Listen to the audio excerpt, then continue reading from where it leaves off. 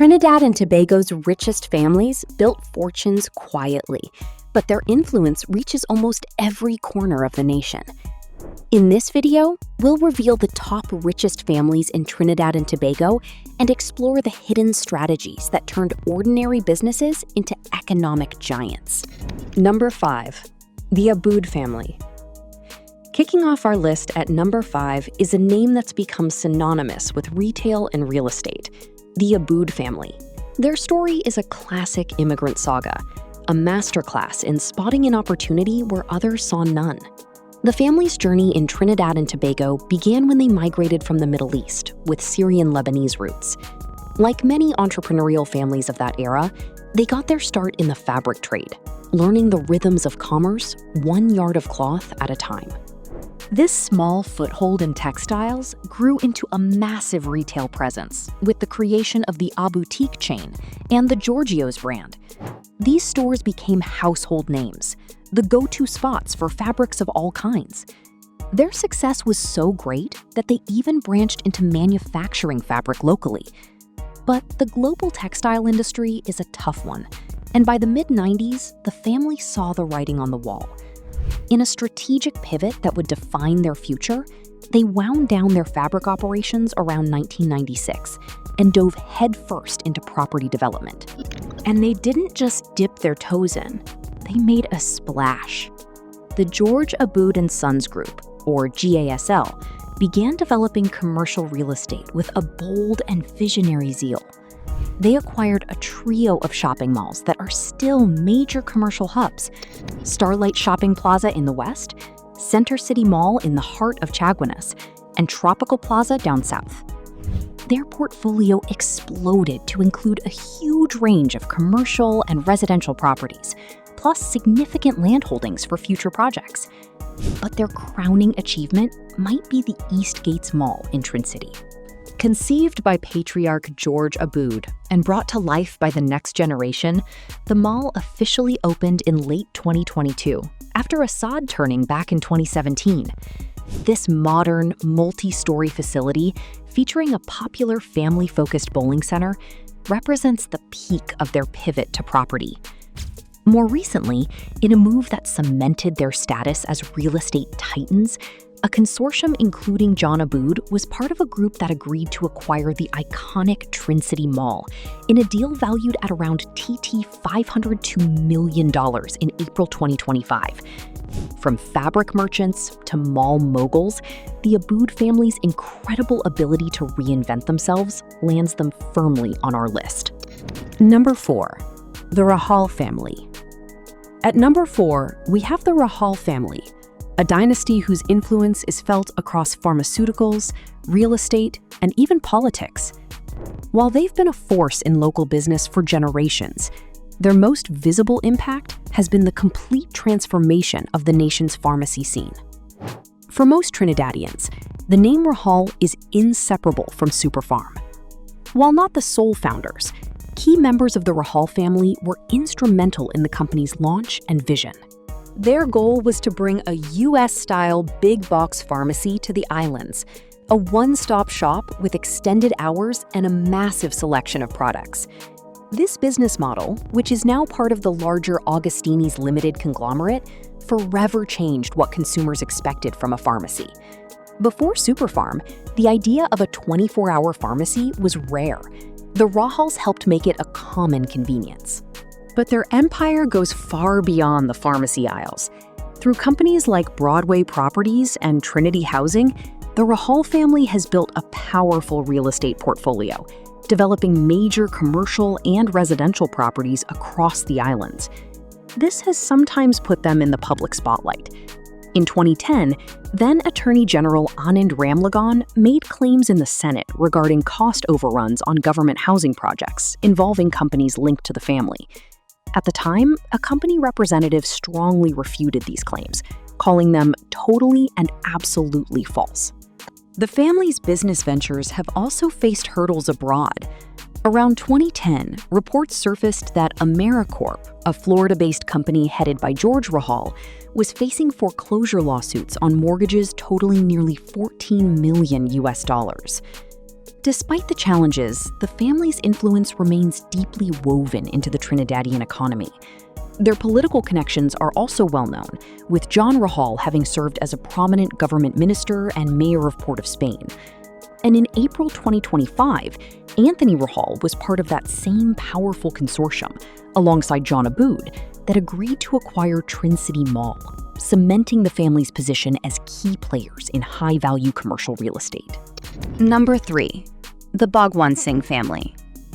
Taking our number 3 spot is the family behind one of the most recognizable brands in the entire country, a name that means hardware, construction, and incredible female entrepreneurship, the Bhagwansingh family.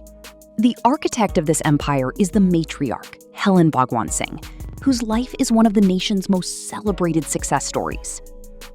As the story is often told, Helen's business genius was clear from an unbelievably young age. According to widely told biographical anecdotes, she was taken out of school at just 11 years old to manage the bicycle repair department in her father's store. This early start in the world of commerce set the stage for a lifetime of brilliant business moves. Before building her hardware empire, she also successfully ran the popular K-Donna drive-in cinema, showing she had the Midas touch.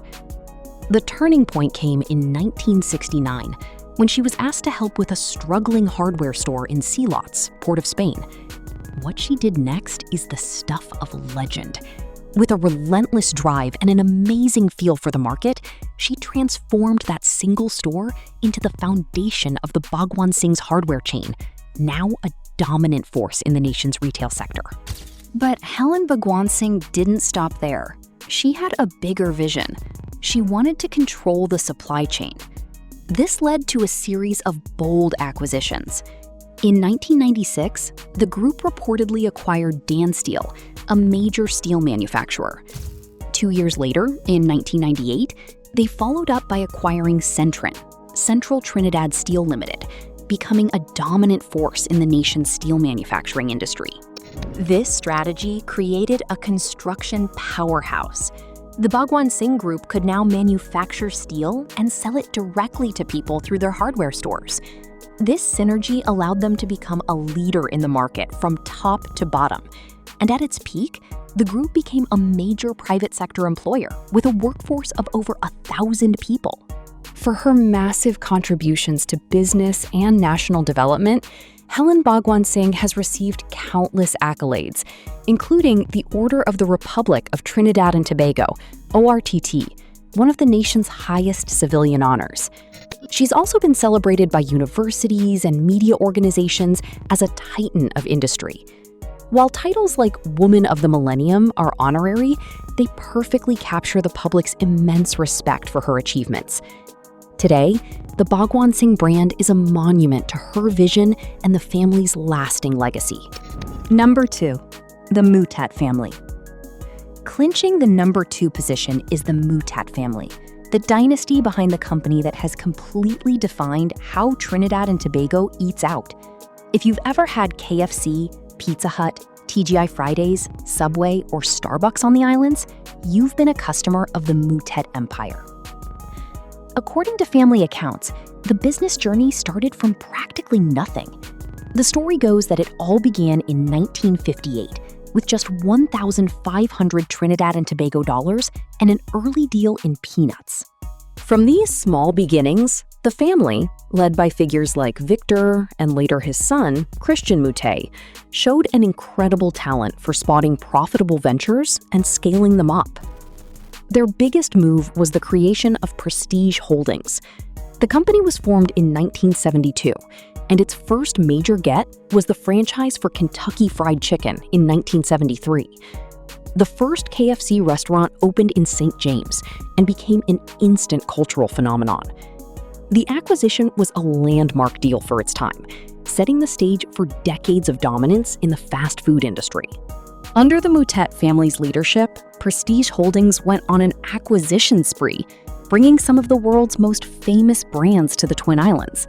They got Pizza Hut in 1994, TGI Fridays around 2001, Subway in 2011, and Starbucks in 2016. This expansion turned Prestige into a corporate giant. For its 2024 fiscal year, the company reported operating 137 restaurants and generating group revenue of TT $1.35 billion. The family's influence isn't just limited to fast food. The family's holding company, Victor E. Mouttet Limited, is also a significant shareholder in Agostini's Limited, another major conglomerate. This web of investments shows a smart strategy of placing capital across key sectors of the economy. In fact, this close relationship culminated in a successful takeover bid by Agostini's, which gained a controlling interest in Prestige Holdings in mid-2026. The family's influence is also felt in public service. Christian Mouttet has previously held several high-profile appointments, including chairing the state-owned telecom company, TSTT, and serving on a government economic recovery committee. Through their commanding presence in the fast food market and their strategic investments across the business landscape, the Mouttet family is undeniably one of the most powerful dynasties in the nation. Number 1. The Sabga family. And now, the moment you've been waiting for. At the number 1 spot on our list, we have the family that is widely considered the most powerful and influential business dynasty in Trinidad and Tobago, and arguably the entire Caribbean. This is the Sabga family, the founders of the colossal conglomerate, ANSA McAL. The family's patriarch, the late Dr. Anthony N. Sabga, laid the foundation for this empire. Like the Abouds, his story started with Syrian roots and an entrepreneurial fire. He began in business with a single furniture store, Standard Distributors. From there, he started building his own group of companies under the name ANSA. But the defining moment, the move that launched the Sabgas into the stratosphere of Caribbean business, came in the 1980s. In a bold and brilliant corporate maneuver, Anthony Sabga launched a takeover bid for one of the country's oldest conglomerates, McKierney Alston's Limited. The merger was completed around 1986, creating the entity we know today, ANSA McAL. This wasn't just a merger, it was the birth of a regional powerhouse. To say ANSA McAL is diversified is a massive understatement. The group's portfolio is like a snapshot of the entire Trinidadian economy. In manufacturing, they own Carib Brewery, makers of the iconic Carib and Stag beers. In the automotive sector, they operate major dealerships. Their financial arm includes ANSA Merchant Bank and the insurance giant Tadel. And in media, they have a commanding presence, owning Guardian Media Limited, which includes the Trinidad Guardian newspaper and the TBC radio network. The scale of ANSA McAL is simply immense. In its last full reporting year, the group's revenue was a staggering TT $7.89 billion. Its 2025 annual report notes that the group operates across 10 sectors in over 30 countries, making it a cornerstone of regional employment. Following the passing of Dr. Anthony N. Sabga, the leadership mantle was passed to his son, A. Norman Sabga, who now serves as executive chairman. The third generation is also firmly in place, with Anthony N. Sabga III holding the position of Group Chief Executive Officer since 2020. This smooth generational transition has ensured the group's continued growth. While we have to say it one last time, there are no public net worth figures to go by, the sheer, unparalleled scale and market dominance of the ANSA McAL Group leads most people to the same conclusion.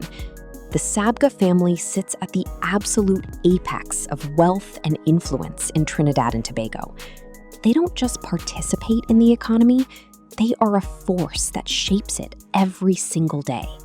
These families prove that Caribbean wealth was not built overnight, but through decades of vision, adaptation, and strategic expansion.